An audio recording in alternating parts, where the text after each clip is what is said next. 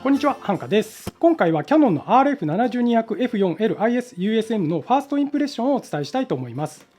この F4 投資の7200は EF マウントの頃からすごく人気の高いレンズだと思うんですが、今回 RF マウントの方からさらに魅力的な仕様になって登場しました。まずは開梱して外観や特徴などの第一印象をまとめてみたいと思いますので、購入を検討している方に参考にしていただければと思います。同梱品ですが、まずレンズポーチですね。そして、レンズフードです。そして本体ですね。よっ。はい、まずポーチなんですが、こちらキヤノンの L レンズではおなじみの作りのしっかりしたポーチです。ただ私あんまりポーチ使うことないので、この綺麗なまま箱の中にしまっておきたいと思います。そしてレンズフードですね。フードの方は深さが約 67mm で直径が約 104mm あるので、思ってたよりも結構大きく感じます。で EF マウントの頃は黒いフードだったと思うんですが、 RF マウントになってからは表が白で裏面が黒になっています。で裏面の方にはしっかりと反射防止のためのギザギザ加工も入っていますね。そしてロックスイッチがついていて、ただスライド式の小窓はついていません。RF の 7200F2.8 とか100、500の付属のフードの方にはスライド式の小窓がついていて、フィルターの操作なんかができるようになっていたんですが、残念ながらこのフードはついていません。そしてレンズ本体です。はい、外観なんですが、やっぱりめちゃくちゃかっこいいです。このシンプルで洗練されたデザインで配色にも品がありますし、こう手に持った時の質感がすごく良くて、まさに L レンズの名にふさわしい高級感のあるレンズだと思います。いや本当にかっこいいです。そしてフィルター径の方がですね 77mm なので、こちらの私が使っている標準ズームの 2400F4 と同じなので、フィルターを共用できるのはありがたいです。では実際にカメラに取り付けてみたいと思います。はい、やっぱり白いレンズ迫力があってかっこいいです。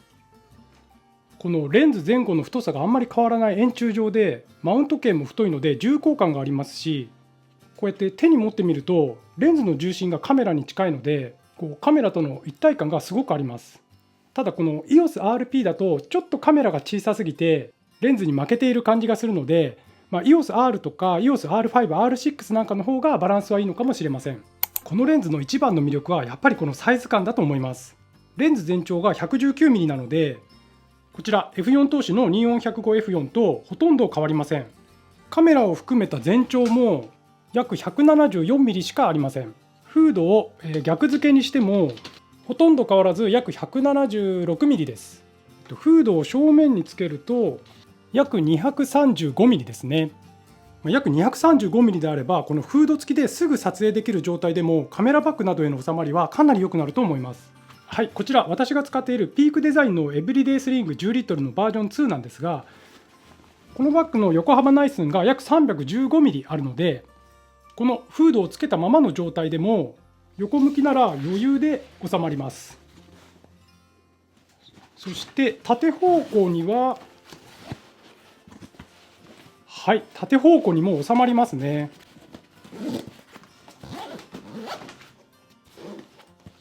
これカメラバッグに縦方向に収まってくれると収納スペースが半分以上空くので、このスペースにレンズを入れたりもう1台カメラを入れることもできるので、持ち運べる機材の組み合わせが一気に広がります。こちらもう一回り小さいピークデザインのエブリデイスリング5リットルなんですが、これにもちょっと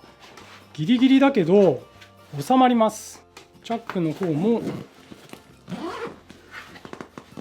閉まりますね。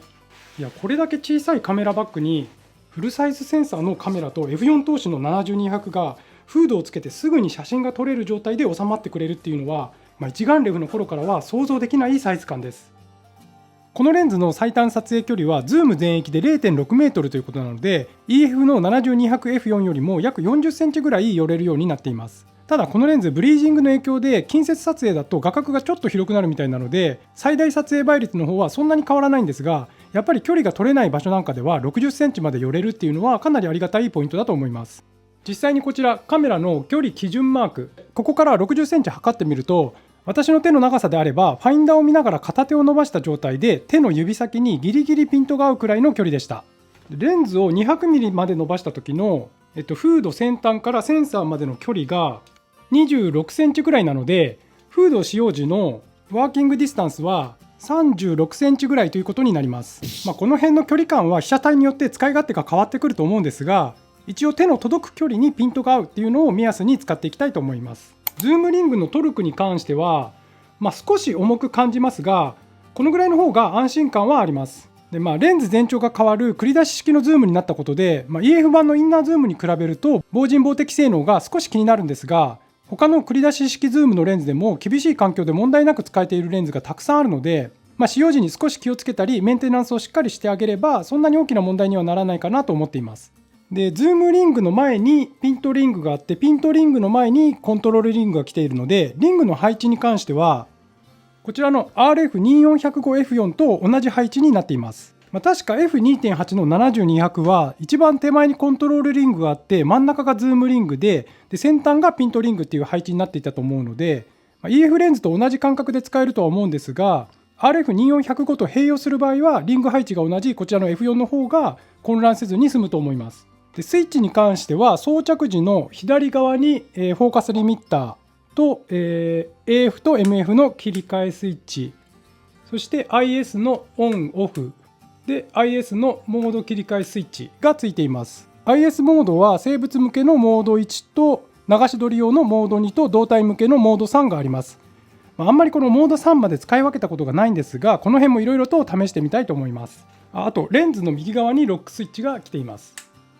この RF7200F4 が発表された時に三脚座がつかないこととテレコンがつかないことが残念っていう口コミが結構ありました。重くて重い望遠レンズは三脚に乗せた時のバランスが悪いので三脚座は必須という方も多いと思います。もう一回り大きい RF の 7200F2.8 や RF の 100-500 は三脚座が付属していますが、この 7200F4 には三脚座はついていませんし、取り付ける場所もありません。三脚座は重量バランスの改善だけではなくて縦構図への切り替えが楽になるというメリットもありますし、やっぱり使い慣れている方にとっては安心感があると思うので、取り付けられないという仕様は少し残念だと思います。ただこのレンズは標準ズーム並みに短くて軽いですし、こうやって実際に手にしてみるとレンズの重心がカメラ側に近くなっているので、三脚に乗せてもそれほどバランスが崩れて不安定になるということはないと思います。縦構図への切り替えに関しても L 型プレートを使えばある程度は解決できると思うので、個人的には三脚座がなくても問題ないかなと感じました。 RF マウントには現在 1.4 倍と2倍のテレコンが発売されていますが、このレンズは後ろ玉が干渉してしまうので使うことができません。テレコンを使って焦点距離を伸ばすという使い方ができないのは結構残念なポイントなんですが、ただやっぱりこれ F4 投資のレンズなのでテレコンでさらに1段2段暗くなってしまうっていうのはかなり大きなデメリットだと思うので、個人的にはテレコンは使えなくてもいいかなと思います。ただこのレンズを APS-C センサーのカメラで使ってみたいっていうのは思うので、最近噂になっている RF マウントの APS-C センサーのカメラについては結構気になっています。 RF7200F4L IS-USM は望遠レンズとは思えないほどコンパクトで、機能的にも趣味で写真を楽しむのであれば十分すぎるスペックのレンズです。三脚座やテレコンが使えないという残念なポイントもあるんですが、個人的にはその辺のデメリットよりもこのサイズ感で 7200F4 が使えるっていうメリットの方がすごく大きいと思うので、今後はかなり使用頻度の高いレンズになると思っています。まだ購入したばかりで実際の描写やオートフォーカスだったり手ブレ補正なんかの性能はしっかりと確認できていないので、これから使い込んでいってまた作例なども紹介してみたいと思っています。以上、キヤノンの RF7200F4L IS-USM のファーストインプレッションをお伝えしました。最後までご視聴いただきありがとうございました。